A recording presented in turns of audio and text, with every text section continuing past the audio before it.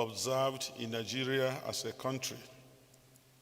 In spite of all you have heard, so far the government in Nigeria and their conspirators would have the world believe the violence in Nigeria has nothing to do with religion. This, the government says, it is about or concerns climate change. It's about farmers and herders are clashing. But in actual fact, the crisis, the genocide in Nigeria, taking place in Nigeria right now has nothing to do with climate change, because climate change is not just a Nigerian problem. It is a global issue affecting many nations, and no nation in the world is killing her citizens to solve climate matters. So that was just to distract people from the real situation of what things are to happen. And the government made sure that this was the only narrative that was sold to the West, because everything was censored. Every amount of news was controlled in such a way that we had no voice. It is barely about 5 years ago that I had the privilege and opportunity of sharing with Aid to the Church in Need, ACN, that it became possible for my views and the interviews are granted to be translated into different languages, international languages, that people came to begin to know exactly what happened. But it will be good also to know the historical beginnings of this crisis. In 1989, what we call the Abuja Declaration, when the Islamic Brotherhood from Egypt gathered in Nigeria and said, one of the best ways of living a real life is for Nigeria to become an Islamic state of West Africa. And that is where we have the issue of ISWAP, Islamic State of West Africa. So every attempt, gradually and step by step, was made towards actualizing this. One of our former president, President Babangida, single-handedly, through the decree, because he was a military leader, registered Nigeria in the Organization of Islamic Conference, OIC, and thereby, officially, Nigeria became an Islamic state. But publicly it was not, but then they kept on with it. And a lot of these violence now started. Perpetrators of these acts come across men from far the northern part of Nigeria with Islamic extreme Muslim adherents. Their models were other Islamic terror groups operating in other climes, and all these groups have also professed allegiance to Islamist groups like ISIS and ISWAP. For years, the targeting of churches and Christian schools were the pattern of terror employed, making sure the population feels helpless, becomes hungry and destitute immediately, and illiterate and susceptible to conversion in the long term. And that was the whole aim of Boko Haram in the early 2000s. And Boko Haram simply means Western civilization is bad, is evil. And that led to the kidnap of over 200 Chibok girls, that many of them got converted. And up to this moment, the story of Leah Sharibu remains to be the point, because she refused to be converted to Islam, and she has not gained her freedom up to this moment. Whether she's alive, nobody knows. But all of those gays were married out to all those terrorists. Boko Haram came up, and when the world classified Boko Haram as a terrorist group, the world came to know, and it was targeted as such. But when President Muhammadu Buhari came to power in 2015, in 2016, he told the world that Boko Haram was technically defeated. That, till tomorrow, I don't know. what that means. And at that point, the world now became so free that Boko Haram was defeated. But then it was not. Boko Haram metamorphosed into various sects, like you have the bandits, the banditry, and then the Fulani terrorist herdsmen, plus Boko Haram. Three of these groups had the same agenda, had the same system of operation, and the same ideology, and all of them were working systematically to make sure they conquered Nigeria as an Islamic state. And Boko Haram occupied the northeastern part of Nigeria, while the bandits went to the northwestern part of Nigeria, and the Fulani terrorist herdsmen came to the north central, which is whereby I am going to talk more, because the north central is where Benue State and my diocese belongs. The north central has its states like Plateau State, Benue State, Nasarawa State, Kaduna, Kogi, and then I think Kwara States. All this belongs to the North Central states. And these states are predominantly the Christian population, apart from, that is in the northern part of Nigeria, apart from the south, whereby the east is predominantly Christian. In the operations of the Fulani terrorist herdsmen who came to the north central part, the middle belt, they now move about with their cattle in the name of grazing.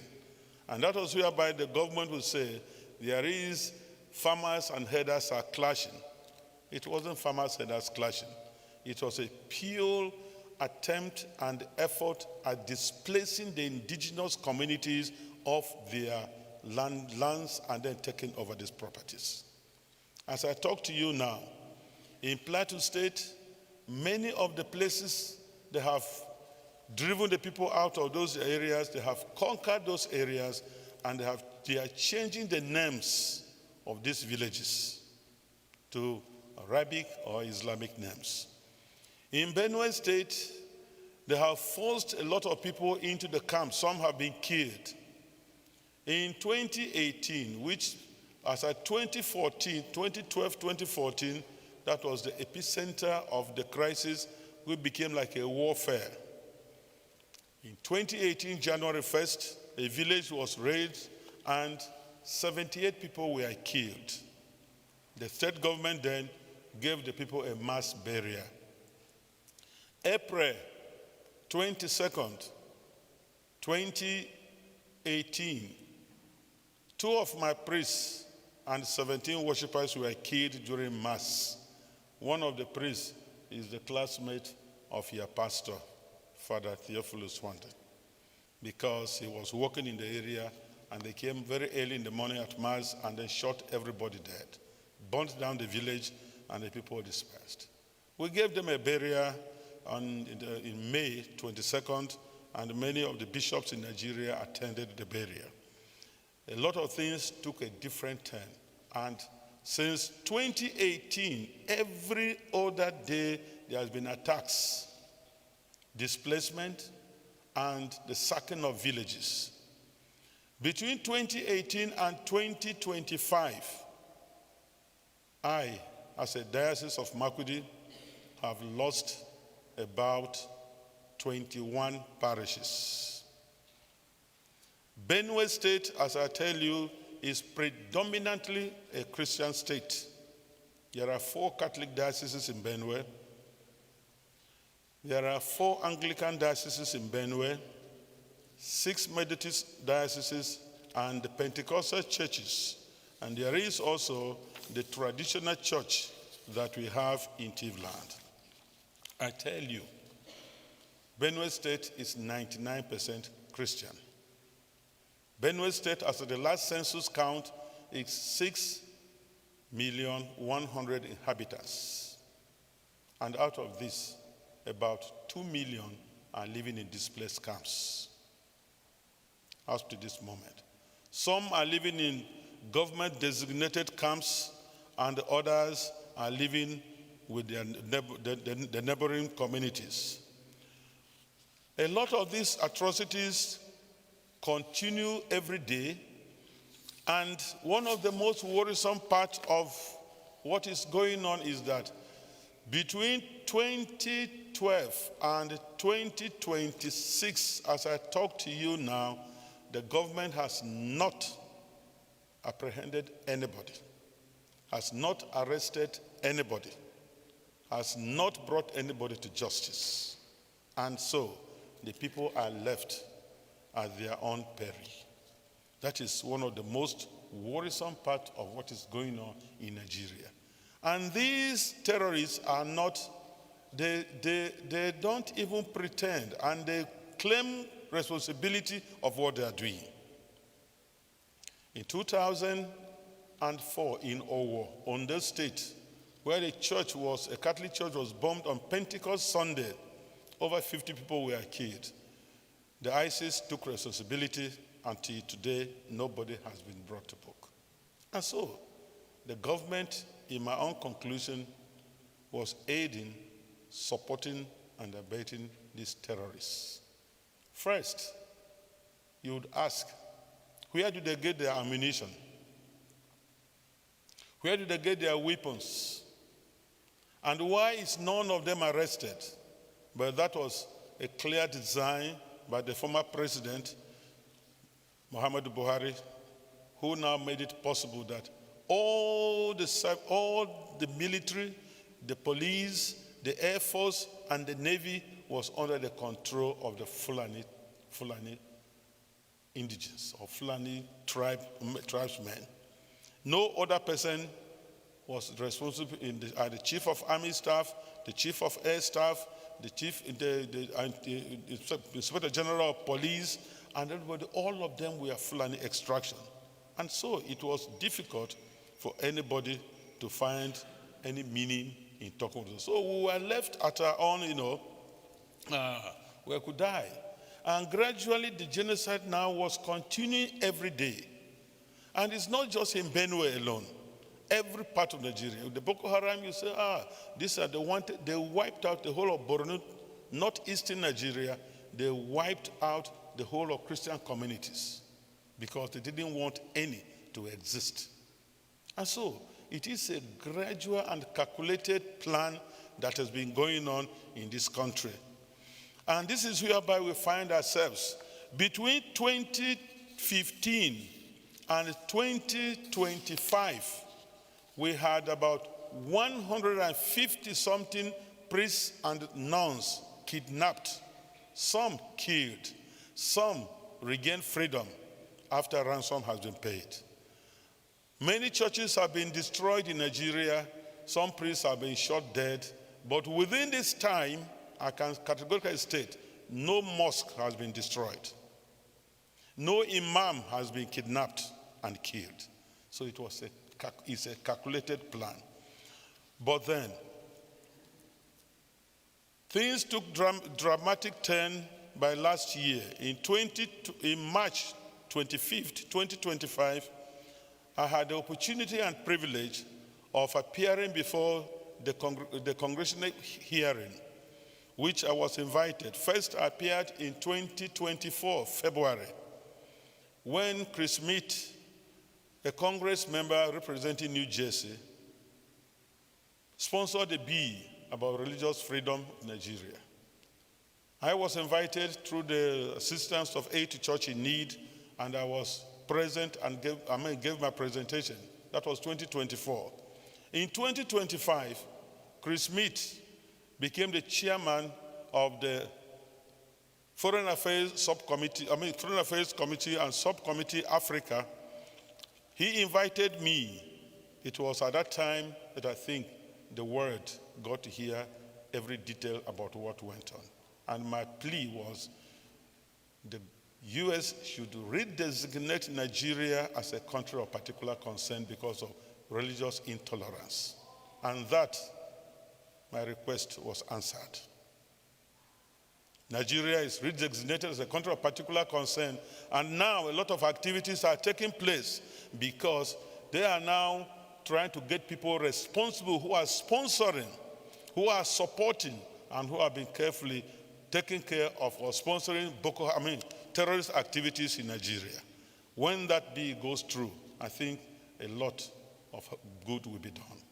And I tell you, as we talk now, many of you must have heard about the Yellow Water killings in June 2025. After I made my presentation in 25th of March 2025, by May 2025, my village was attacked. 22 people were killed. The priest was shot, had a broken leg. He's recuperating now.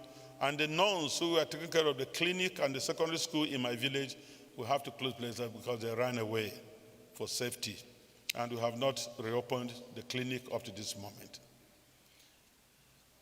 June of that year, June 14th, 13th, and 14th, there was a terrible massacre where people were roasted, and that in Yellow Water, which is one of my places in the diocese. Yellow Water, the people who have taken refuge in the settlement whereby you have the police and the army as a joint patrol team, the people came for 3 to 4 hours, put fuel, burnt people in their sleep. Over 278 people were burnt to death. The Holy Father, Pope Leo, spoke about that on the 15th of June and condemned it. That was the very first time the President of Nigeria visited Benue State. That was 19th of June, 2025, because the Holy Father spoke. This is our reality, and this has led a lot of people displaced. Children are now in the camps. Hospitals have been burnt, destroyed, schools have been destroyed, and the villagers cannot have access to their homes because these terrorist Fulani herdsmen are occupying those places. They can't go back to their farms. And my prayer every day is, let my people go back to their homes. The government comes with a policy, we want to relocate those, to resettle them. Resettlement is not the issue. One of the easiest ways to disenfranchise anybody and to make him a vagus is to relocate him. And for us, in Africa and Nigeria, land titles are very important. These people are farmers. If we relocate them and give them houses elsewhere, how would they be able to sustain themselves? Who takes care of them? They are not civil servants. So where would they get the land to cultivate and live their lives normally? These are people before then, before this crisis, never asked anybody to take care of them. They were managing their lives. And my request is let them go back to their homes. Because if we relocate them, who takes care of the places they have left? So it's a clear way of having to concede the land to the invaders, and it will not be done. It will not be done.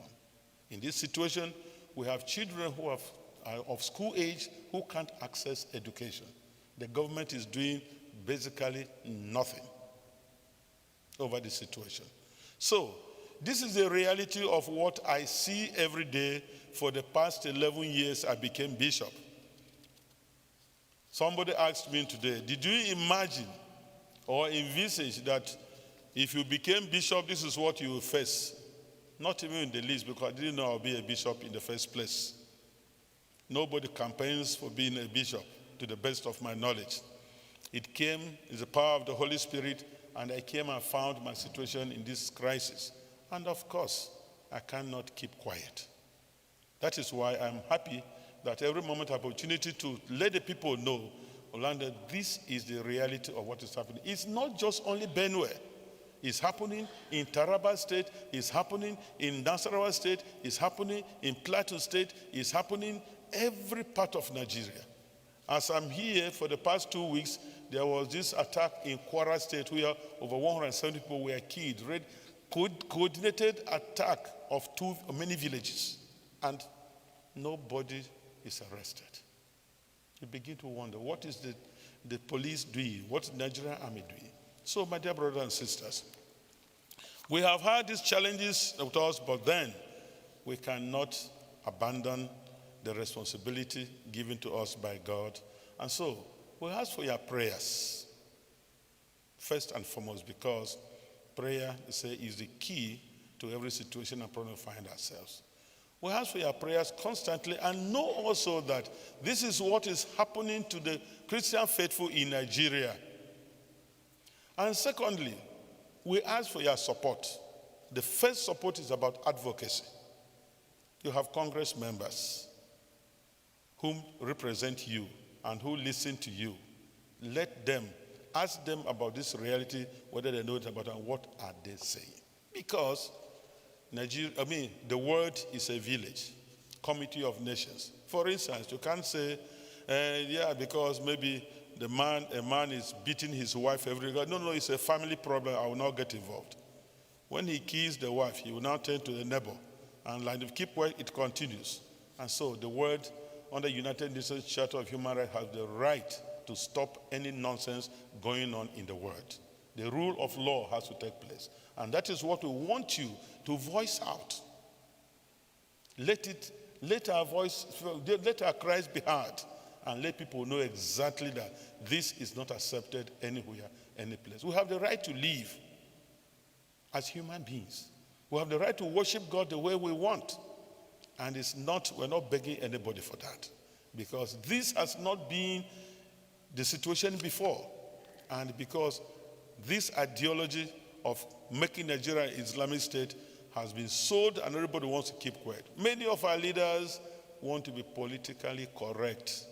Political correctness is what is destroying humanity. That has to stop.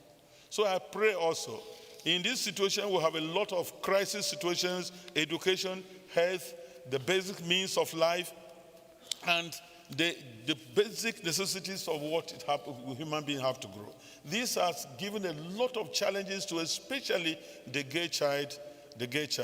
We are trafficking, organ harvesting, and a lot of use of these children. Child labor is going on. And sometimes we have no control. It's part of the crisis we have to. But we pray and trust that God in his goodness surely will attend to the people of God. And we pray that our faith will continue to remain to be strong. And of course, there are big elements of the growing faith in Nigeria. Because churches are there full, that is true. We have vocations coming up in Nigeria as a diocese and also other parts of Nigeria. Because I know, somebody said there is no atheist in a sinking ship. You must believe in something when the ship is sinking, whichever God you believe in. So at this moment, people turn to God and pray for salvation that is going to come. Our hope remains to be in God, and our hope will not be in vain. Thank you very much, and may God bless you and bless our country, Nigeria, and bless each and every one of you today. I will leave this document here, but the pictures here are too bad. If you have to watch, viewer's discretion is taken, but they are too bad. I gave a copy to Bishop Thomas, and I think he made a comment that he never imagined it was like that. But I'm happy so. So we have this, but this is just a little presentation for you to know. Every day we are going on with this crisis, but I believe that if this church sits together and pray for this singular intention, surely heavens will be stormed and God will listen to us. Thank you, and God bless you.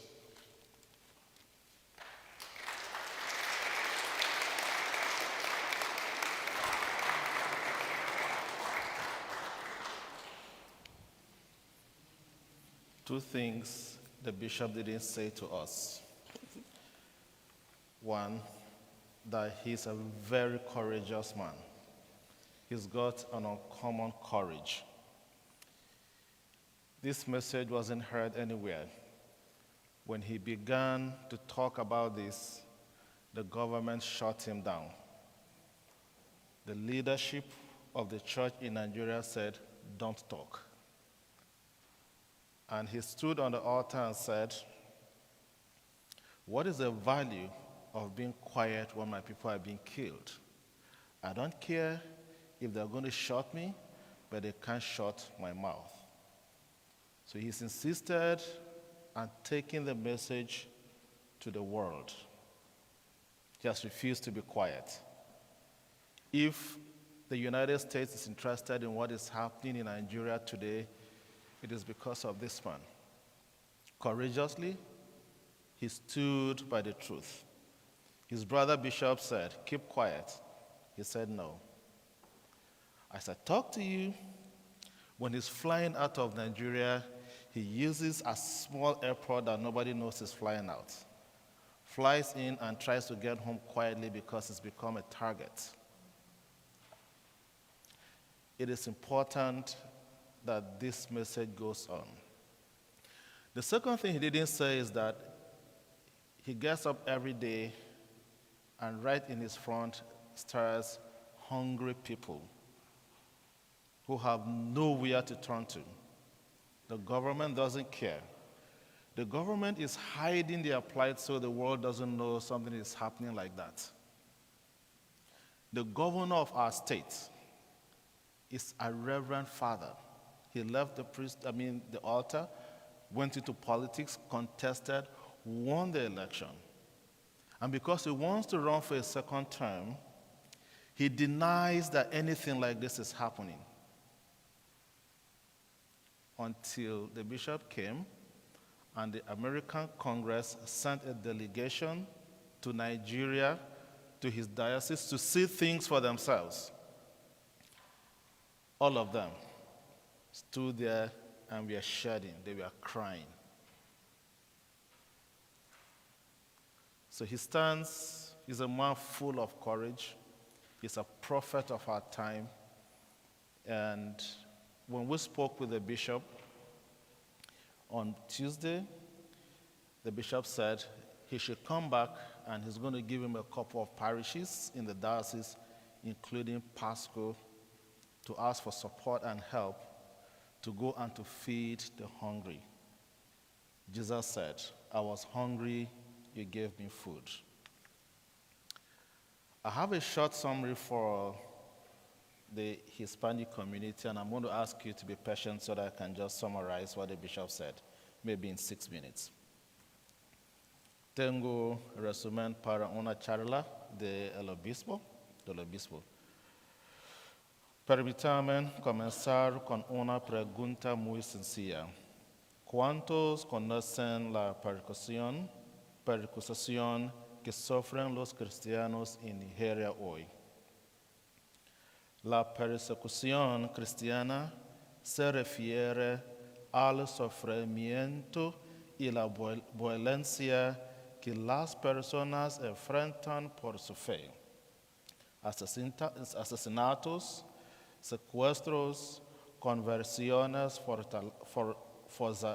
forzadas, destrucción de iglesias, restricciones al culto y discriminación.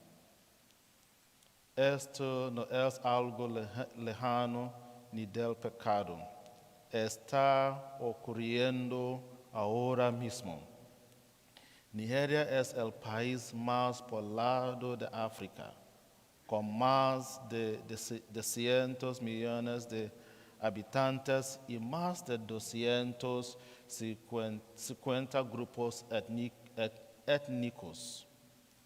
La población está casi dividida entre cristianos y musulmanes, aunque la Constitución garantiza libertad religiosa. La realidad en muchas regiones es muy distinta. Desde 1999, 12 estados de Nigeria han implementado la ley Sharia junto con tribunales civiles.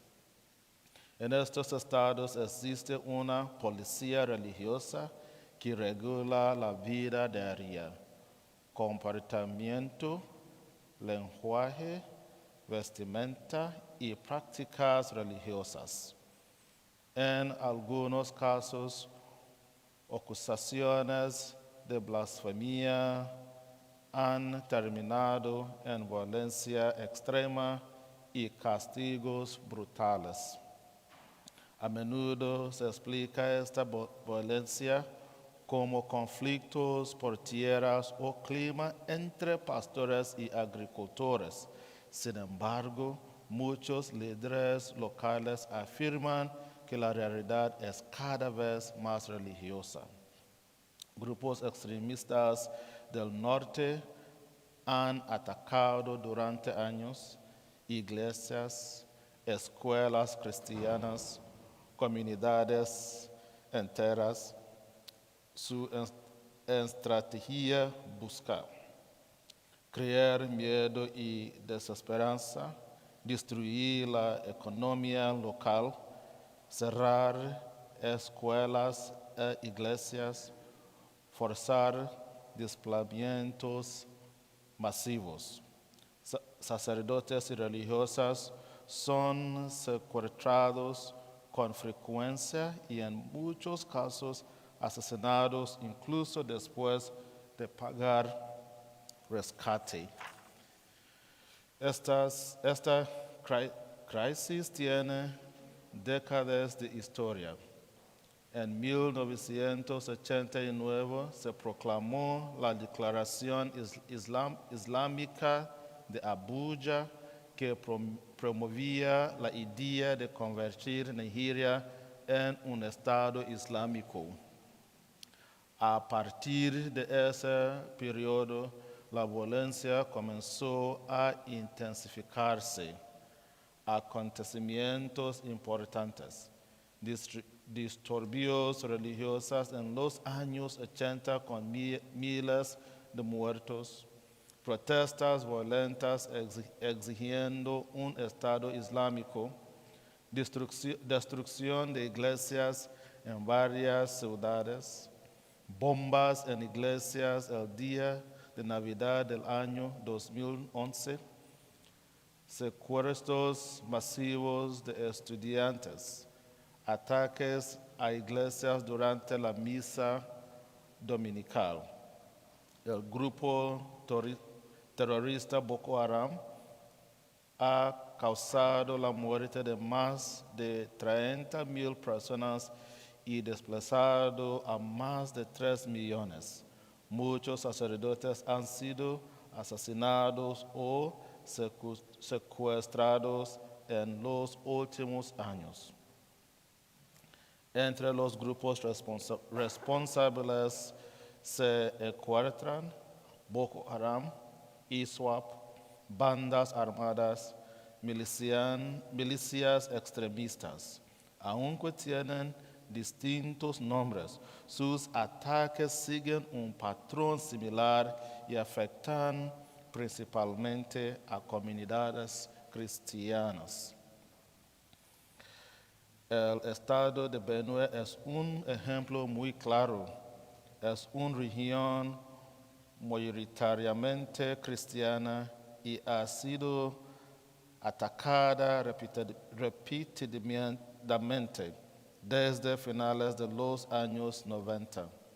Comunidades enteras han sido destruidas, familias han huido de sus hogares, millones viven desplazados. Hoy, 19 de 23 áreas del estado han sufrido ataques. Más de 2 millones de personas viven desplazadas. En un solo ataque en 2018, más de 73 personas murieron en un día. Sacerdotes fueron asesinados mientras celebran la misa. La situación es extremadamente grave. Más de 2 millones de desplazados internos, cientos de iglesias destruidas, escuelas y hospitales cerrados, comunidades viviendo en campamentos improvisados. En estos campamentos falta comida, agua potable, atención médica, educación para los niños, apoyo psicológico. Muchas familias duermen sin colchones ni refugio adecuado. Solo en el año 2025, 261 personas fueron asesinadas, 42 personas fueron secuestradas, más de 137 resultaron heridas. Detrás de cada número hay familias reales. Existe una gran preocupación de que Nigeria pueda entrar en un conflicto religioso aún más amplio si la violencia continúa. Esto no es solo un problema local, es una crisis de derechos humanos que afecta al mundo entero. A pesar del sufrimiento, la Iglesia continúa ayudando. Educación para niños desplazados. Educar a un niño cuenta aproximadamente necesidades urgentes. Las familias desplazadas necesitan comida y agua, refugio, atención médica, colchones y cobijas, mosquiteros, apoyo psicológico. Se dice que el mundo no será destruido por quienes hacen el mal, sino por quienes ven al mal no hacen nada. El objetivo de este mensaje no es provocar miedo, sino crear conciencia y solidaridad. Esta crisis trata de libertad religiosa, dignidad humana, derecho a vivir en paz. Millones de personas necesitan esperanza.